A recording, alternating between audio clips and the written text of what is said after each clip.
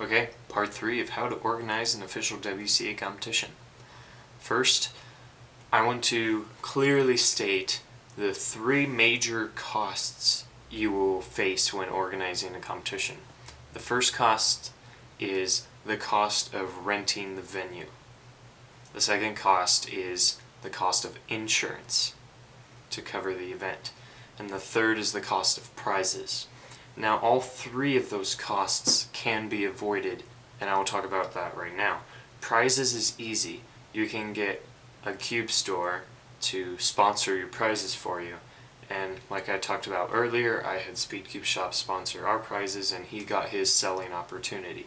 So prizes isn't such a big deal. The other 2 are a little harder to deal with. To get rid of these 2 costs, you will want to find a venue that will be willing to hold the event, willing to sponsor the entire event. Either the venue is willing to sponsor the entire event, or the venue is actually holding the event. I gave you the example of the Aero Institute. They are interested in science and learning, and other things like that. So that is the kind of venue you would want to look for, one that is interested in education and science and learning. And that kind of venue would probably be willing to hold that kind of event. So those are the 3 major costs you're going to face when organizing the competition. Now, if you can't get sponsorship for all 3 of them, you're going to have to pay for it yourself. In my case, the only one I had to pay for was insurance because we had special arrangements with the venue. So we only had to pay for insurance, which was about $188. We got that from the eventhelper.com. That was the cheapest insurance we could find. So to cover the costs that you have to pay for, you're going to have a registration fee. Now, most competitions have a registration fee, so this won't be a surprise to you. But to cover your costs, you're going to have to work the registration fee going off of how many competitors you're expecting.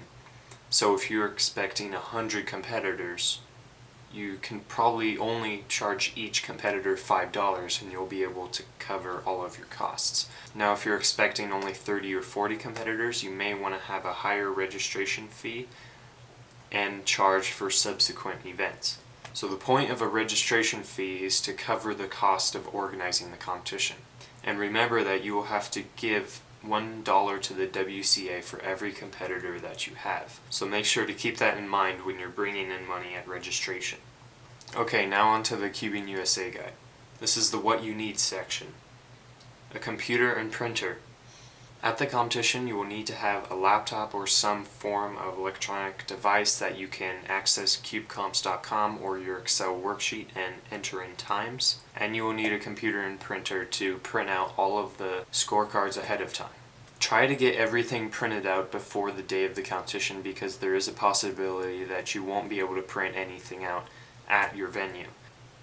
Stack mats and displays. You can't really have a competition without these. You have to have stack mat timers. You can't use QJ timers because those aren't legal in competition. You have to have stack mat timers and displays and stack mats. Now, your WCA delegate will know where you can get these. For example, Michael Young runs Caltech competitions, and he was able to bring 7 displays to our competition. So we used his displays and we had 7 timers and 7 mats.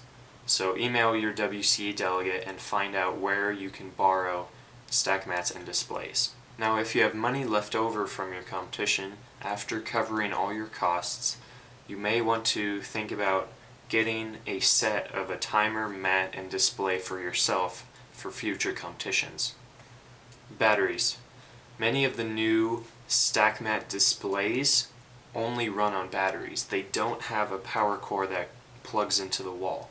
And most of those run on 8D batteries. So you're going to have extra D batteries, and you're also going to have extra CR2032 batteries that go in stack mat timers. So make sure you have extra batteries. Stopwatches. These are for inspection time, although you can have a stopwatch on your phone to keep track of inspection time.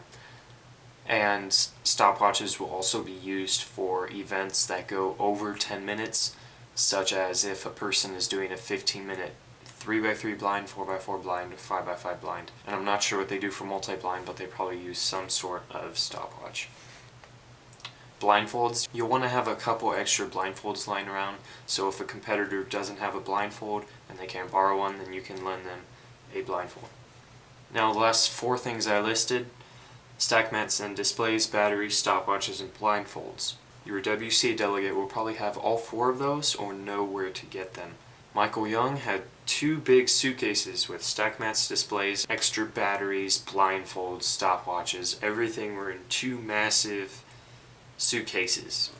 Other WCA delegates might have a setup like that. Just make sure you have everything that you need. Prizes and certificates.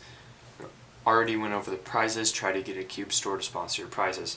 Now, as certificates, you'll want to print out a certificate for top 3 in each event, so the podiums.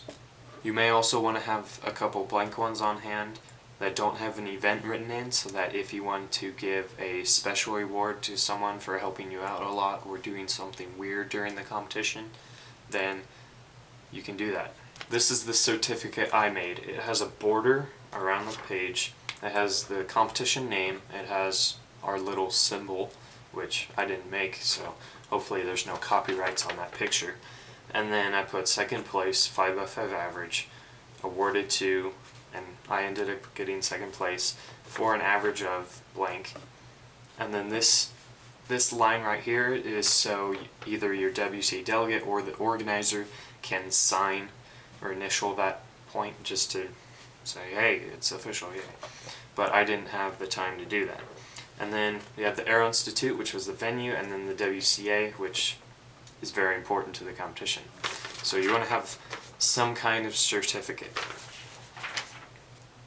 Cube covers, I notice in a lot of big competitions like US Nationals, World Championships, they have these really nice cube covers that are like plastic and they go over the cube. I would love to have some of those, but I have no idea where to get them, and I can't make them out of plastic. Now I could make some out of paper, but they're not required. Most of the time people just have the scorecard that just goes over the cube so the competitor can't see the whole cube. I haven't been to a competition that's had cube covers, but it would be great to have them. Scrambles, again, I talked about this before. This is the delegate's job. Registration sheets, those aren't necessary, but you can use them. Competition sheets, aka scorecards, those are necessary, and I already talked about those in part 2. Pens and pencils, this is obvious. Again, your delegate might have a stash of them in the little suitcases I was talking about. Just make sure you have pens for every judging station, and make sure to have extras because pens get lost and misplaced during the competition. And a copy of the WCA regulations. Your delegate will probably have that, but make sure. Now, the day of the competition, you will want to eat a big breakfast. I've noticed this, that on the day of competitions, I won't eat a full lunch.